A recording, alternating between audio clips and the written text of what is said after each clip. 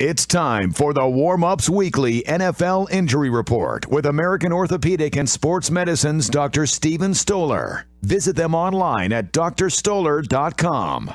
All right, 20 past the 1 o'clock hour, and our final time as we welcome in our good friend Dr. Steven Stoller from the American Orthopedic and Sports Medicine in Englewood, New Jersey. Give him a call at 201-261-2000. Great information. He's been with us all year long with some of these injuries. Doc, good to catch up. How you feeling, pal? I'm feeling great. And this has been a great season for me. A lot of fun. No, the feeling's mutual. I appreciate it. Not too much as far as Super Bowl-wise with some of these injuries, but I think one of the big stories coming out of the NFL with the Minnesota Vikings, we talked about that injury to Teddy Bridgewater. Now there's speculation that he might miss all of next year, which makes the signing of Sam Bradford that much more savvy, and the trade, I should say, for the Minnesota Vikings. But, you know, you're looking at a 24-year-old first-rounder in Bridgewater. He tore his ACL, dislocated the knee while he was planning to throw a pass. So now, again, doctors have said the team, they've spoken to the team and said he's going to need at least 19 months. So that means he's going to miss another season here. And you said this a while back. You said that, you know, the way that he tore it, the way they saved the leg, you know, it could be a career-threatening injury. And right now, not to be negative, but it looks like he's going to have a long, tough road ahead. Yeah, it's also puzzling that, one, they would say 19 months. That is really a long time for this kind of an injury. And the other problem that I have is, how do you sustain he didn't sustain an ACL injury. He dislocated his knee, meaning all the ligaments surrounding his knee, in addition to his ACL, and probably his posterior cruciate ligament, were all ruptured in order to dislocate it. And this was a non-contact injury.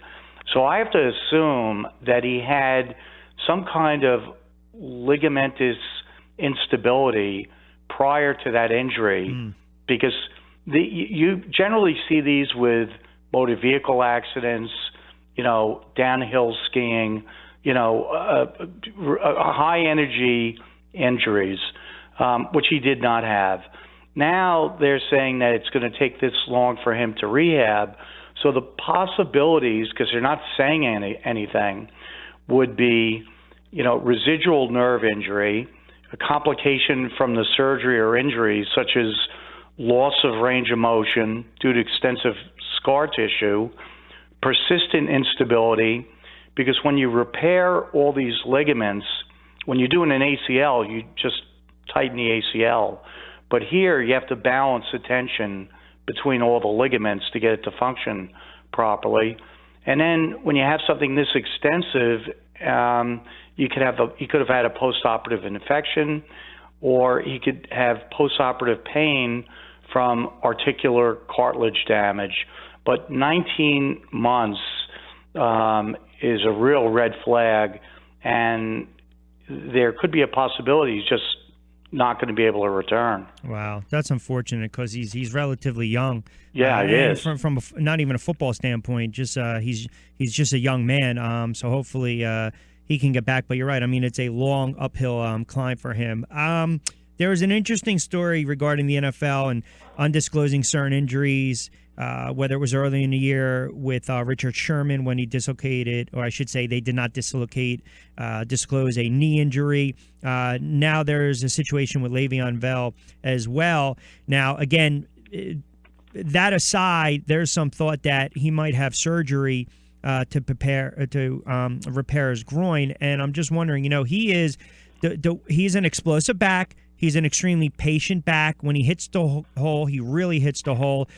He's going to go see a couple specialists here, but what are the chances that he has to have, or he does undergo the knife and have surgery? Okay, I'm thinking, based on the fact that he's going for multiple opinions, and he is in Pittsburgh, and they have very good, sports medicine facilities there and doctors. His injury is probably a sports hernia, and that's generally made on clinical examination. So, you know, it's not that big of a deal to recover.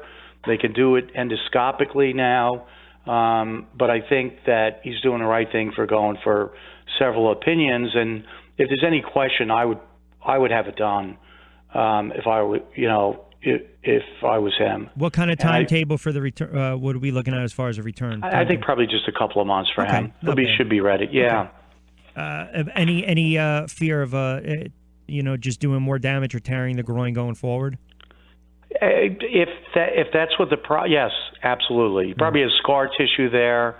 I would have to examine him. The other doctors would have to examine him, but usually sports hernias have very good prognosis. Mm-hmm. Again, our final NFL injury report with our good friend Dr. Steven Stoller from American Orthopedic and Sports Medicine. Check him out online, drstoller.com.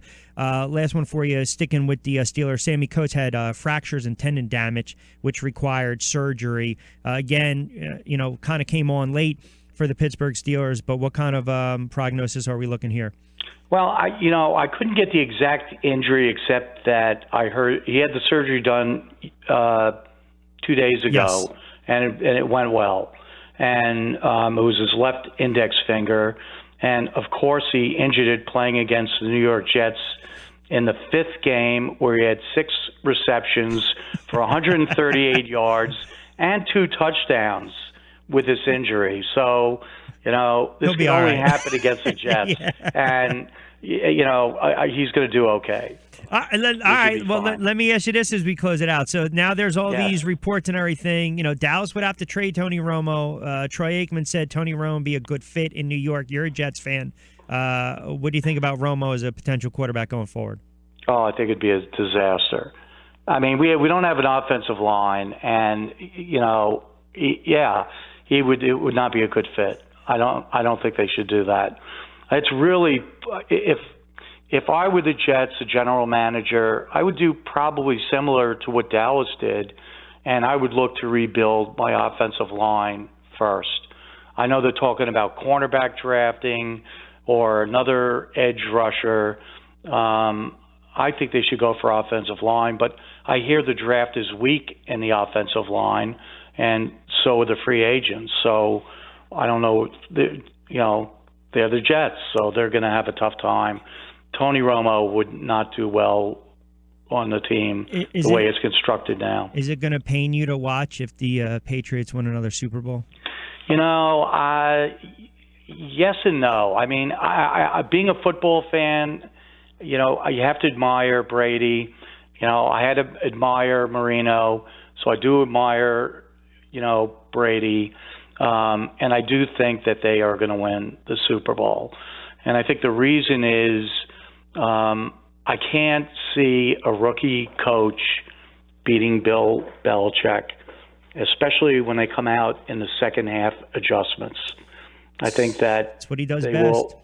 I think that whatever he's going to do, he's going to set him up for something that's going to be unexpected, that they won't be able to handle.